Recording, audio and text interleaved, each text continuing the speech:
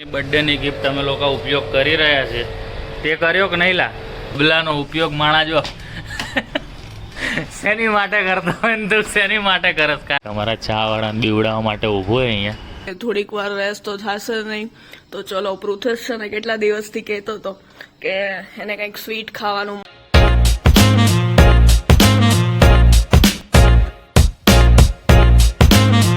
મિત્રો good morning અને જય શ્રી કૃષ્ણ। તો નવા દિવસની શરૂઆત આપણે કરી દીધી જે પ્રમાણે વાત થઈ હતી તે જ પ્રમાણે વાતાવરણની વાત કરીએ તો બહુ જ જોરદાર વાતાવરણ છે।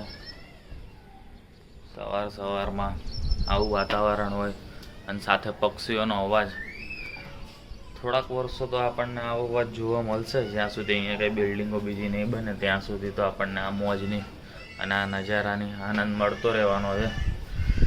બાકી તમારા ઘરની બહાર કેવું વાતાવરણ જરા કમેન્ટ કરીને બતાવજો। બાકી આપણે તો તમે કમેન્ટ કરો ત્યાં સુધીમાં આપણે ઓફિસ પહોંચી જઈએ। બર્થડેની ગિફ્ટ તમે લોકો ઉપયોગ કરી રહ્યા છે તે કર્યો કે નહીં લા આજે હું કરું છું। આપણે આનું હવે ટ્રાન્સફોર્મેશન જોઈએ કેવું થાય છે। જયભાઈ શીખવાડે પછી ધોવાય આપણાથી, આપણને આવડતું નહીં એટલે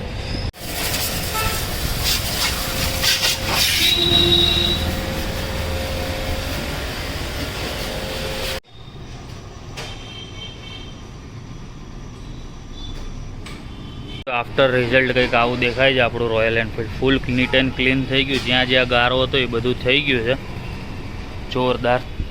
તો આ શક્તિ પંપ જે છે શક્તિ પંપ એને આપણી શક્તિ બતાવી દીધી એની અને બધું સાફ સફાઈ કરી દીધી છે જોરદાર।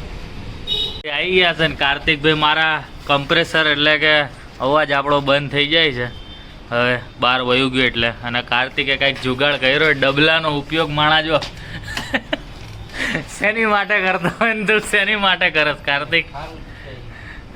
મેં ક્યાં કીધું ખરાબ છે, એ તો સારું જ છે પણ ડબલાનો ઉપયોગ તે કર્યો ને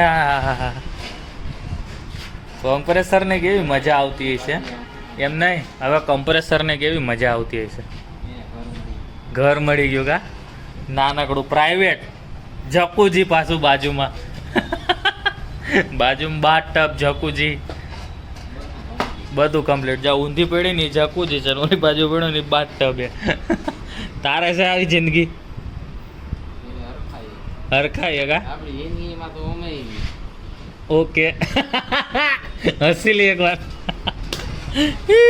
બાકી વાતાવરણ તો રોજ આવું થાય છે હવે તો આ પડે તો કંઈ સારું લાગતું તને કે શું કરી લઉં ના લઉં હું તો તમારા ચા વાળાને બીવડાવવા માટે ઊભો હોય અહીંયા આવ્યો નથી આવ્યો લાગે આવશે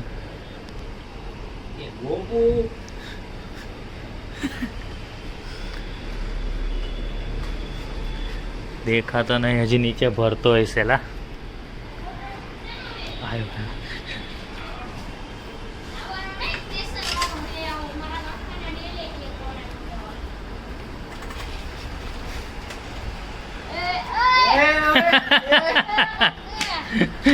ગોપુ તને બીવરાવતો હતો આ તો એમ થોડી ને બીવે।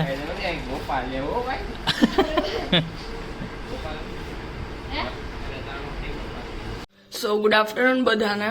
થોડીક રિકવરી તો આવી છે, તમે બધાને કેમ છે એ કહેજો। તો બસ જો મમ્મીને કીધું હતું કે થોડીક છે ને વધારે રોટલી બનાવજે નાસ્તા માટે, એટલે છે ને આપણે સવારે તો કેપેસિટી નહોતી એટલે અત્યારે જો મસ્ત આપણે એને પરફેક્ટ શેપમાં છે ને તમને જે શેપમાં ગમે એ શેપમાં કાપી લેવાની। આપણે કાપી લીધી છે અને તેલ આવી ગયું છે તો બસ તો એને તળી લઈએ। સો બસ જો બધી રોટલી તળાઈ ગઈ છે અને આપણે છે ને થોડીક ઠંડી થઈ ગઈ પછી આપણે ડબ્બામાં ભરી દીધી છે અને થોડોક આપણે ચા બનાવીએ અને આપણે તો ચા અને રોટલી ખાઈ લીધી છે એટલે પૃથ્વેશ આપણને ખીજાય નહીં એટલા માટે। તો ચલો હવે આપણે દવા બી પી લઈએ।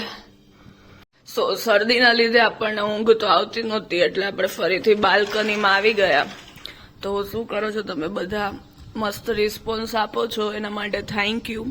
પ્લસ હવે અત્યારે વિચારું છું કે થોડીક વાર રેસ્ટ તો થશે નહીં તો ચલો પૃથ્વેશ છે ને કેટલા દિવસથી કહેતો હતો કે એને કંઈક સ્વીટ ખાવાનું મન થયું છે તો ચલો હવે વિચારીએ. તમે બી મને કમેન્ટમાં સજેસ્ટ કરજો કે તમને કયું કયું સ્વીટ ભાવે છે, અને ચલો હું વિચારું કે હું શું બનાવું એના માટે. તો બસ જો આપણે સીધા પહોંચી ગયા ભગત પાઉંભાજીમાં, કારણ કે દિવ્યાને હરખું નહોતું ને આપણને 62 નંબર આપ્યો. હવે તો રાહ જોઈ મળે એટલે જોયું તે પ્રમાણે આપણે પાઉંભાજી લીધા હતા તે ઘરે પહોંચી ગયા છે. રસ્તામાં ઝરમર વરસાદ ચાલુ હતો, તો હવે હું દિવ્યા જમી લે. દિવ્યાની હાલત થોડીક ખરાબ છે. ક્યાં ગઈ દિવ્યા? શું કરસ? હું પ્રેન્ક કર્યો? તો દરવાજો નીચો આવી જાય, સામ આવતી રહે ખોટે ખોટો, બરાબર ને? તો બસ ચલો અમે જમી લઈએ, પછી તમારી જોડે વાતચીત કરવા મળીએ. આપણે કંઈક હમણાંથી નથી કરી તો વાતચીત કરીએ કાંઈક, બીજું શું હોય. બાકી આગળ પ્લાન તો કાંઈ છે નહીં, કંઈ જોઈએ આગળ શું પ્લાન થાય.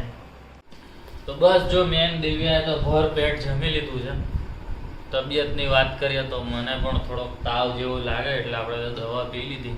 દિવ્યાને દવા પીવડાવવાની હજી બાકી, એને તો હજી જમીન ઊભી થઈ અત્યારની. એક ટાઈમ પીએ તો હાલે? નો હાલે. હું કમેન્ટ કરીને કહેજો 2 ટાઈમ દવા પીવી પડે કે ન પીવી પડે? પણ 2 દવાથી તો એક ટાઈમ પીએ તો હાલે યાર. 2 પીધી મેં, ડોલોય પીધી, ડીકોલ ટોટલ પીધી. મને બગાસ આવે મેં દવા પીધી એટલે. તો આજે અમારા 2 જણાના બર્થડે છે.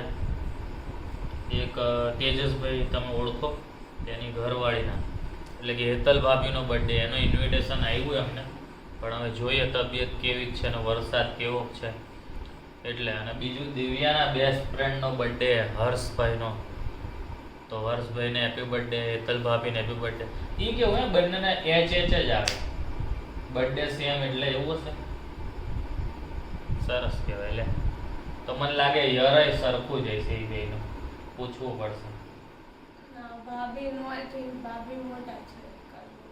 ના પૂછવું પડશે. રાશિ બેયની સેમ છે. ભાભી તમારું બર્થ છે કમેન્ટ કરજો. આઈ થિંક 94 છે, બીકોઝ મારું નંબરનું 95 છે. એમનું લગભગ 95 જ છે. તો સરખા તમે 99% 95 તો સેમ હોય ને, તો બે એક જ દિવસે જન્મ થયો તો રાશિ સેમ હોય ને. હા એ તો તને સમજાવું છું એટલે 95 જ હશે. તો બસ હવે જોઈએ. અમારે ઇન્વિટેશન તો આપેલું છે. થયું તો બંનેના બર્થડે માં મેનેજ કર્યું હતું ટાઈમિંગ. હા એક બર્થડે ઉજવીને અમે તરત બીજી જગ્યાએ ગયા હતા, પણ આ વખતે મને નથી લાગતું કે હાલત આ વખતે અમે પ્લાન નથી કર્યો. મેં હર્ષને ઓલરેડી સોરી કહી દીધું છે કે અમે નહીં આવે આમ. એટલે જોઈએ હવે શું છે. હજી તો કેટલી 9:45 થઈ રહ્યા છે, એટલે હજી જોઈએ. દવા લીધી છે, કદાચ અસર થઈ જાય અમને બંનેને. જો જોઈશું બહાર તો તમારી જોડે વાતચીત કરવાની છે. નવો વ્લોગમાં આવશે બધું, બટ અત્યારે તો અહીંયા સુધી જ. બાકી happy birthday both of you. મળીએ કાલે નવા વ્લોગ સાથે. ત્યાં સુધી ગુડ નાઈટ. અને ના ગુડ નાઈટ નહીં કે હજી તો એક વસ્તુ બાકી છે. શું બાકી છે એ હું કહીશ.